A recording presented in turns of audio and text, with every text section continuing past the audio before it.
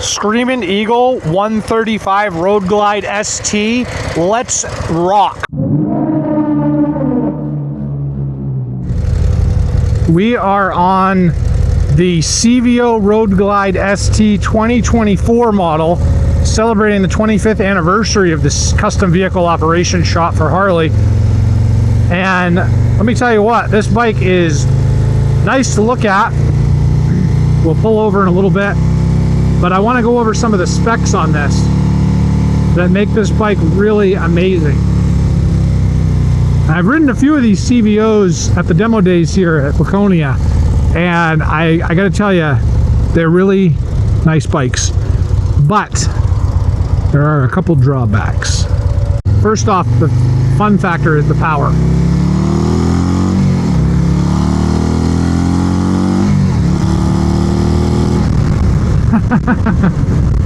Oh my word, that is such... it's amazing.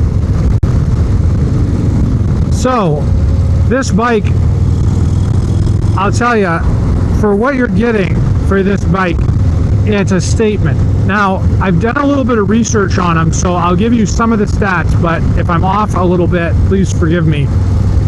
This bike weighs about 850 pounds. It is got about 150 foot-pounds of torque.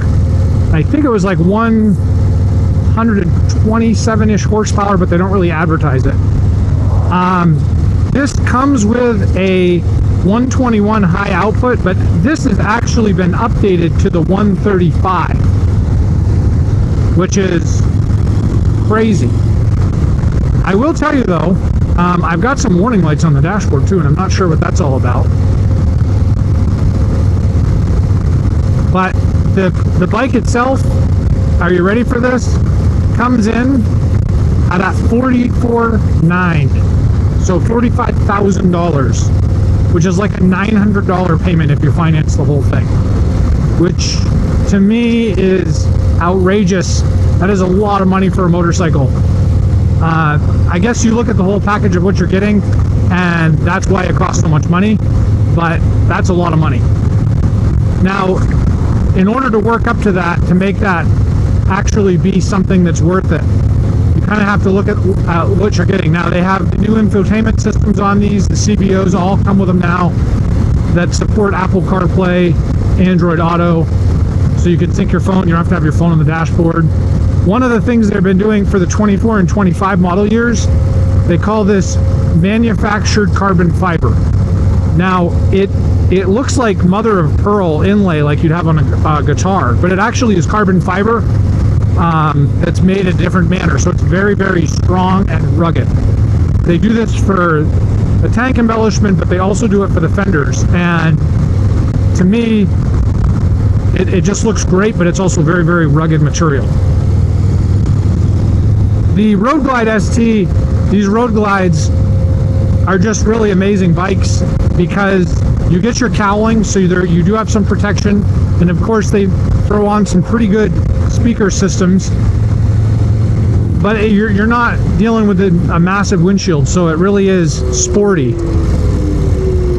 All right, and the brakes on this are great too. Wow, they're actually really good. Very, very sharp corner.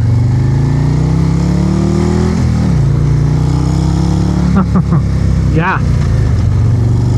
Again, the V-twin just has such amount of power right out of the gate. It's that muscle that just pulls like a diesel truck, which is why, again, you see that these have more torque than horsepower, because they're able to get that with the massive displacement that these engines have.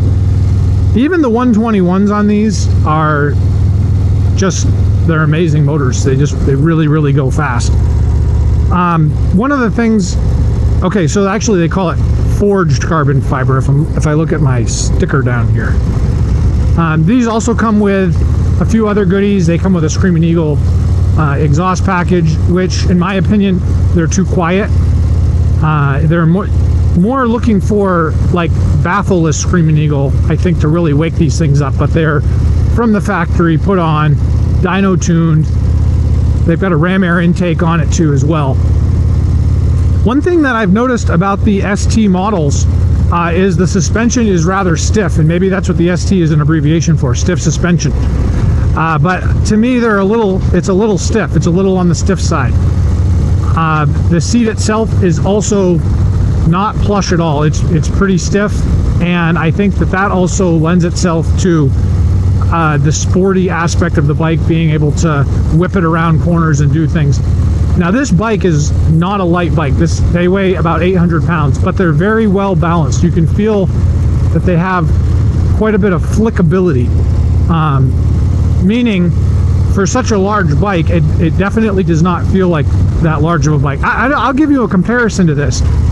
Just using riding one of the standard road glides versus this one, the balance on these is so much better because of the suspension setup. And then you go back into like older models from Harley. I have a really old 70s Sportster.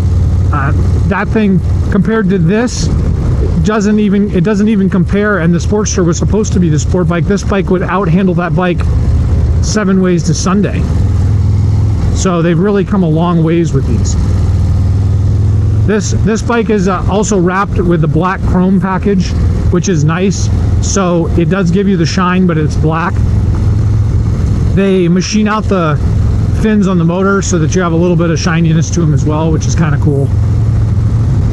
But they're pretty nice. This is the high output version of the Road Glide too. So if you do ride one of the normal Road Glides and you get onto one of these, it's actually going to be hard to go back to the regular Road Glide, in my opinion, because these bikes are so fast.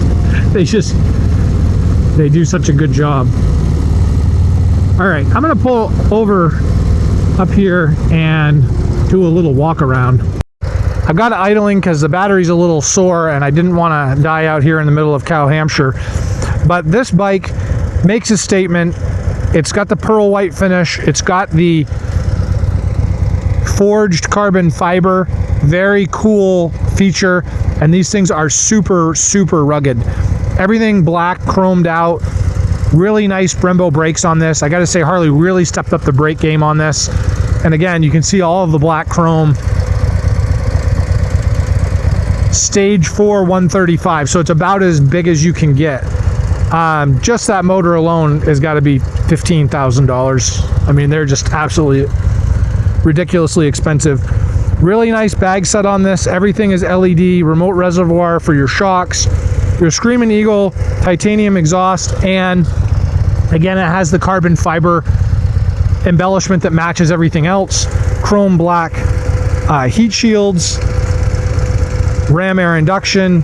It's even got a little crash bar on both sides, so in case you do lay it down. One of the cool things, it's got the Screaming Eagle with the blood red eye right on the front too.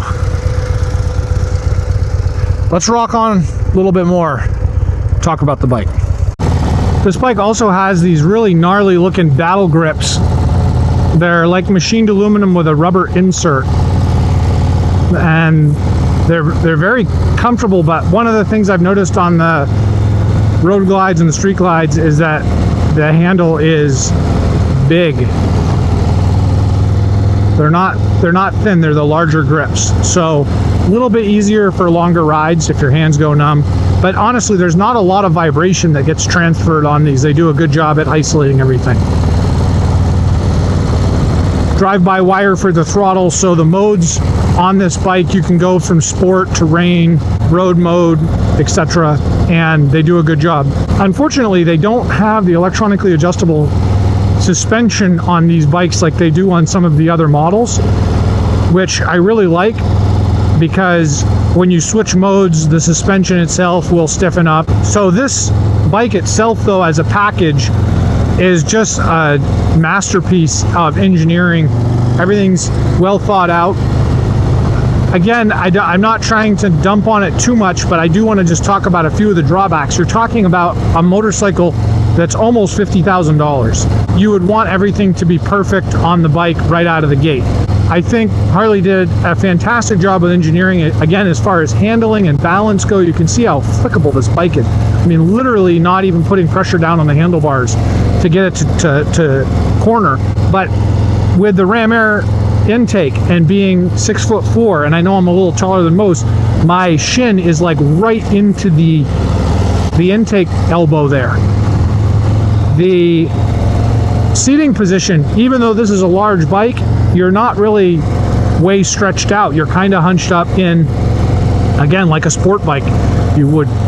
The seat's pretty stiff as well. From the sport bike aspect, you're on this bike, you're going to rip and roll.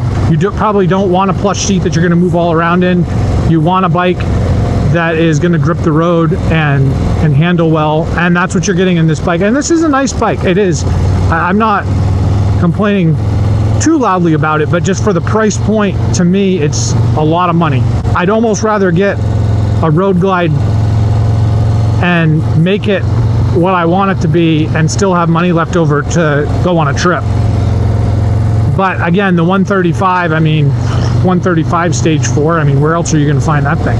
All right, folks, it's VoiceOver Pete. Just a couple things off script to tell you about this bike. I kind of couldn't contain myself when I was riding this. This is my favorite Harley-Davidson. My second favorite is the 25 CVO ST with the 121. Basically, Harley looked at the 121 and said, let's feed this thing roids until it hates humanity. So you've got an unbelievable package here, and it's pretty cool that the tour guys decided to take a perfectly good 24 CVO ST and stuff the 135 in it. Now, I'm a little confused because the spec sheet that I was given for the 121 versus the 135 says the 121 is making slightly more power, which to me feels hard to believe because I rode both of the bikes. This bike on the dyno is supposed to make 126 horsepower at 141 foot-pounds of torque. Literally feels like your arms are getting ripped off your body, and my chiropractor was texting me at the same time because it just was an insane animal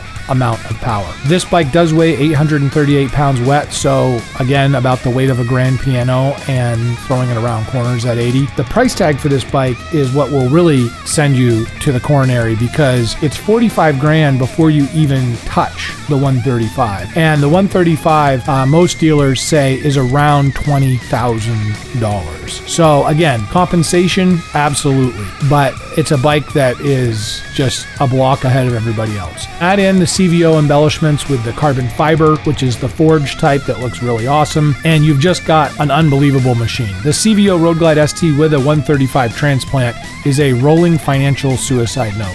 Let's go back to the video. All right, let's get it on.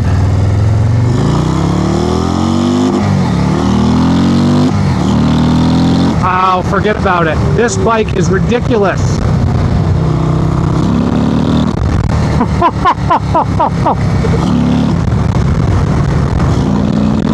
Okay, so let's start over this review and talk about how ridiculous this bike is. You can roll into the throttle on this thing at literally any RPM and it will just completely start climbing. And then if you actually have power, the bike wants to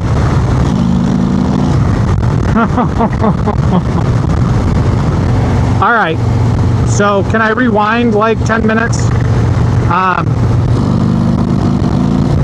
The 135 is an absolute beast of a power plant. You cannot imagine how much power this bike has.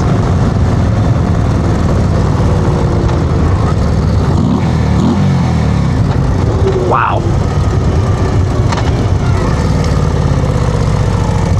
What a nightmare on two wheels. You could literally launch this bike right now if you wanted to. Wow. And the brakes are super solid on this bike too. For the power balance, yeah, amazing. So again, pros and cons about this bike. The pros, it has a 135 stage 4. Cons, who cares? Just ride it. Rip and tear, baby. It's a little stiff, but this is a sport bike. That's what you get when you ride the sport bike. And what an amazing bike it is with that power. Let me know what you think about the video. Throw it down in the comments. Drive a 135, buy one. Let me know if you bought it. Until next time, buddy, buckle up and ride safe.